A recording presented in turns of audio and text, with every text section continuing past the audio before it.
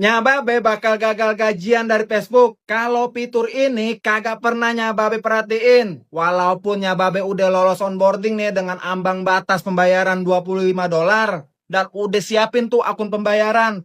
Tapi bakal tetap gagal gajian kalau Nyababe tuh kagak perhatiin lagi nih buat ngecek lagi fitur ini.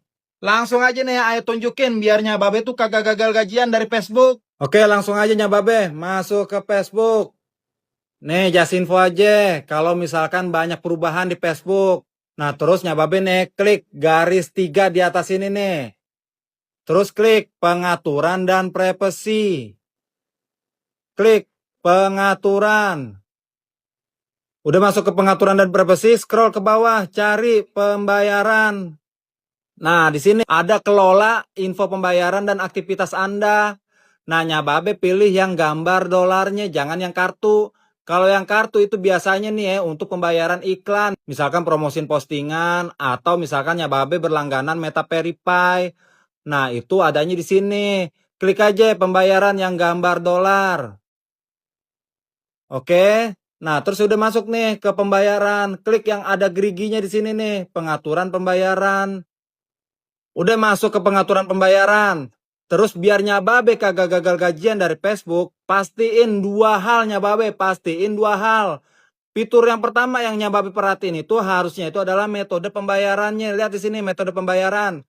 Kalau misalkan metode pembayarannya itu udah ada nomor rekening, kalau misalkan yang pakai transfer bank atau PayPal udah ada emailnya, nah itu artinya udah bener.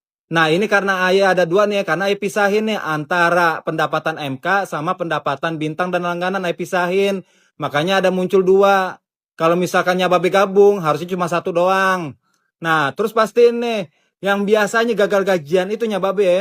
Antara metode pembayaran di sini nih, misalkan nomor rekeningnya ini namanya siapa, tapi berbeda sama akun pembayarannya atau pemilik akun pembayaran. Jadi kalau misalkan kagak mau gagal gajian, pastiin metode pembayaran nomor rekening itu atau PayPal-nya itu harus sesuai sama pemilik akun pembayaran, namanya Babe sendiri. Oke.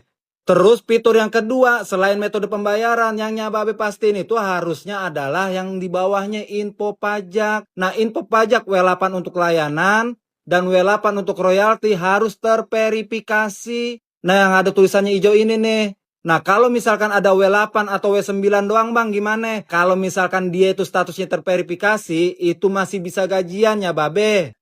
Intinya, status W8 untuk layanan atau W8 untuk royalti itu harus terverifikasi kalau kagak mau gagal gajian. Atau misalkan info pajak cuma satu nih, W8 atau W9. Kalau statusnya